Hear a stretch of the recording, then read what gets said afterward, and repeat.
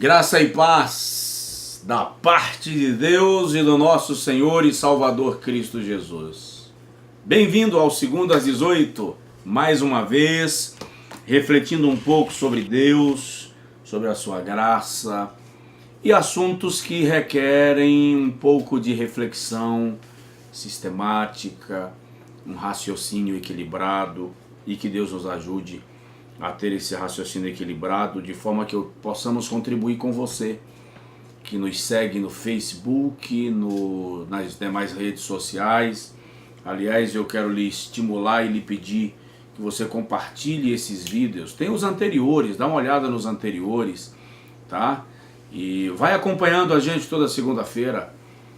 Conversa com os teus amigos aí, marca os teus amigos para que eles também ouçam essas reflexões. Hoje vamos falar um pouquinho sobre seitas e heresias. Foi uma sugestão, aliás, que um de vocês compartilharam com a gente, ou compartilhou com a gente, e nós estamos aqui acatando a sua sugestão para falar um pouco sobre seitas e heresias, trazendo à tona uma frase de Jesus em Mateus capítulo 7, quando ele diz assim: acautelai-vos que ninguém vos engane. Em outro texto de Mateus capítulo 24, Jesus diz assim: acautelai-vos que ninguém vos engane, muitos virão em meu nome, dizendo eu sou Cristo, e outros dirão ei-lo aqui, ou ei-lo ali, não ide. Jesus está orientando sobre esse cuidado.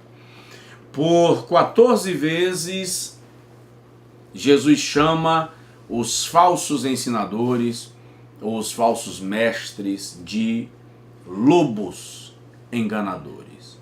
É um cuidado que nós precisamos ter hoje num mundo que caminha com diversas vertentes e distorções, e muitos, infelizmente, inclusive no nosso meio, forçando o texto para se adequar àquilo que ele quer que seja a verdade, e com isso nós temos vivido e visto igrejas adoecidas, gente decepcionada com Deus, pessoas frustradas com a fé e alguns que abraçaram religiões diversas e o próprio ateísmo, porque se frustraram com esses ensinamentos distorcidos, que aliás é de grande responsabilidade de quem pratica assim. Por que razão que nós devemos estudar sobre seitas e heresias? Primeiro, devemos estudar sobre seitas e heresias para defesa própria, para a compreensão do texto, e compreendendo o texto você não ser levado por todo o vento de doutrina, como orienta inclusive o apóstolo. A Bíblia diz que toda a escritura é divinamente inspirada e proveitosa. No outro texto, Pedro nos orienta que nós devemos estar preparados para respondermos quando formos arguídos acerca da razão da nossa fé. Então, entender seitas e heresias para a defesa própria. Segundo, importante entender sobre seitas e heresias, é a minha primeira Bíblia, por isso que ela está soltando aqui as folhas, tá? Entender sobre seitas e heresias para a defesa do rebanho do Senhor. Em Atos 20, 28, Paulo diz assim: olhai por vós e pelo rebanho sobre o qual Deus vos constituiu ministros, para apacentardes as ovelhas que ele adquiriu com o seu próprio sangue, porque eu sei que depois da minha partida entrarão no meio de vós lobos cruéis, que não pouparão o rebanho, e dentre vós mesmos se levantarão homens presunçosos, querendo atrair discípulos após si. Paulo diz assim: vigiai, e não vos esqueçais que por 3 anos e meio admoestei-vos com lágrimas, de dia e de noite, a cada um de vós. Então é preciso lembrar para o amigo pastor, líder de uma igreja, que nós temos uma responsabilidade, a responsabilidade de pregar o evangelho genuíno e de defender o rebanho dessas distorções e discrepâncias tão comuns nos nossos dias. Precisamos entender sobre seitas e heresias para a evangelização. Você está evangelizando alguém e se depara com alguém que esteja confundido e embebecido com orientações distorcidas. Você precisa ter conhecimento da palavra de Deus para a realização da obra missionária, que é um plano divino para a igreja e uma obrigação. Aí, nesse 2 às 18, vamos falar um pouquinho sobre seitas e heresias e como identificar uma seita. Primeiro eu quero te lembrar que a palavra heresia e seita veio da mesma raiz grega, que dá, heresia é escola, linha de pensamento, corrente de pensamento, partido. E quando o termo grego airesis é trazido para o latim, surge a palavra secta ou seita, tá? O que é uma doutrina? Porque para a gente compreender o que é uma heresia, nós precisamos compreender o que é uma doutrina. A palavra doutrina literalmente é ensinamento, é escola de pensamento, tá? Portanto, a Igreja de Cristo segue a doutrina de Cristo, ok? Mas vamos observar o seguinte, em alguns minutinhos desse 2 às 18, o que caracteriza uma seita para que a gente possa identificar? Primeiro, as seitas sempre acrescentam alguma coisa à Bíblia, como se ela não fosse completa em si mesma. O texto canônico está encerrado. Repito, Paulo diz que toda a Escritura é divinamente inspirada e proveitosa. O que fazem as seitas?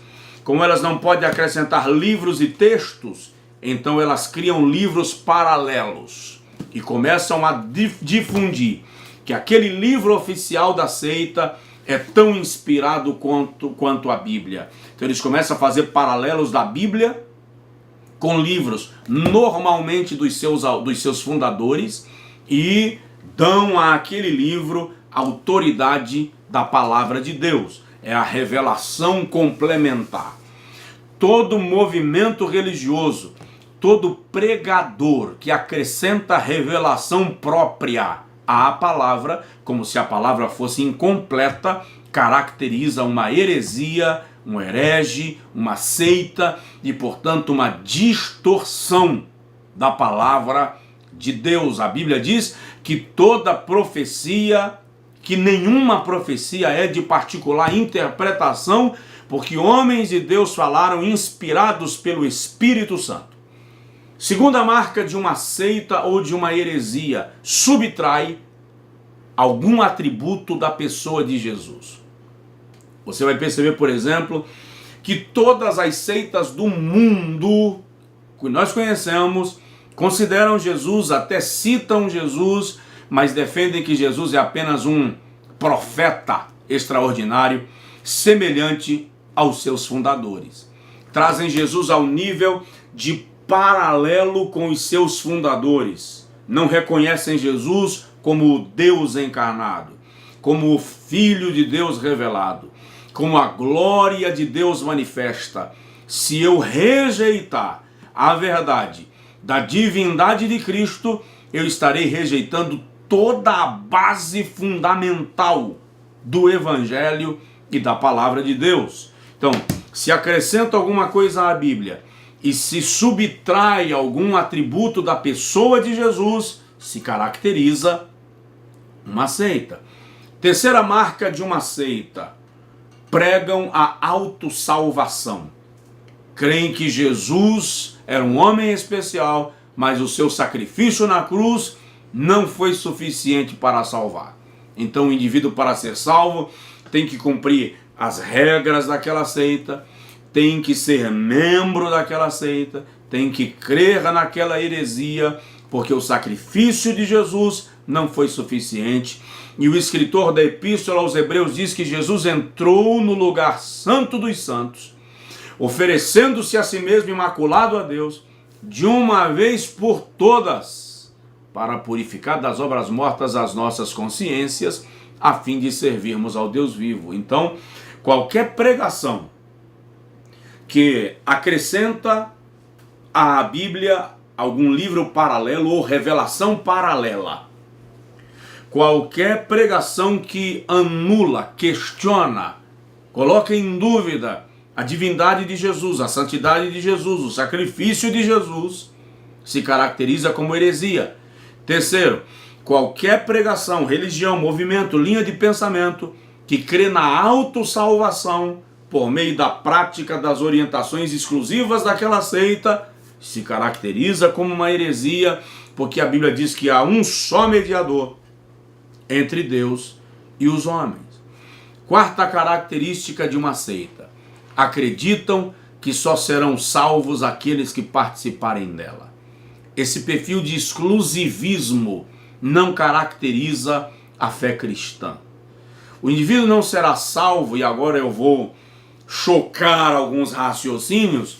O indivíduo não será salvo porque é membro da Igreja Batista, porque é membro da Igreja Assembleia de Deus, porque é membro da Igreja Metodista, porque é membro da Igreja Presbiteriana, porque é católico.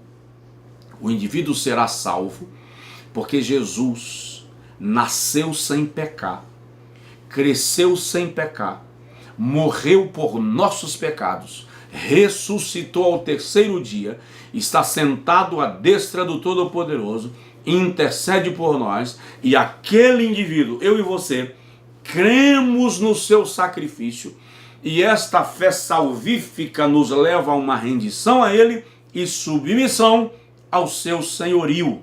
Somos salvos pela graça por meio da fé. Tá? Uma outra marca das seitas, e a gente conclui, é a capacidade de atribuir a si mesmas o poder de transformar, de levar à eternidade, de levar à glória, aniquilando assim as verdades bíblicas e atribuindo a si mesmas o poder de solução dos pecados ou das questões espirituais da humanidade. Em que você crê? Como você vive? Estude a palavra de Deus. Faça como os irmãos de Bereia conferiam para ver se o que estava sendo ensinado também estava escrito. E cuidado, porque no mundo de hoje existem muitas distorções que estão comprovando biblicamente, distorcendo os textos. A minha orientação para você nesse aspecto é: não beba água de cisternas rotas. Estabeleça-se. Essa ideia de todo dia frequentar um culto numa igreja diferente, todo dia ouvir alguém diferente, ficar domingo numa igreja, terça na outra, quinta na outra, sexta na outra, porque você vai não em busca da fundamentação bíblica, mas de um produto. Isso não faz bem para você. Você precisa saber em que mesa você come, de que fonte você bebe. E se você identificar que está sendo enganado no ensino distorcido da palavra, gente, pelo amor de Deus, gente, eu quero fazer como Paulo agora: rogo-vos pela compaixão de Deus. As aberrações que eu estou vendo nas redes sociais, em alguns programas de rádio e televisão, não tem cabimento você se deixar ludibriar por situações destas. O sangue de Jesus é a nossa vitória. Valorize a palavra de Deus, o evangelho puro, o evangelho da graça, e que a mão do Senhor continue contigo, comigo e conosco. Este é o Segundo às 18. Compartilhe o vídeo, marque um amigo, comente. Deus te abençoe, fica na graça, fica na paz, fique com a gente.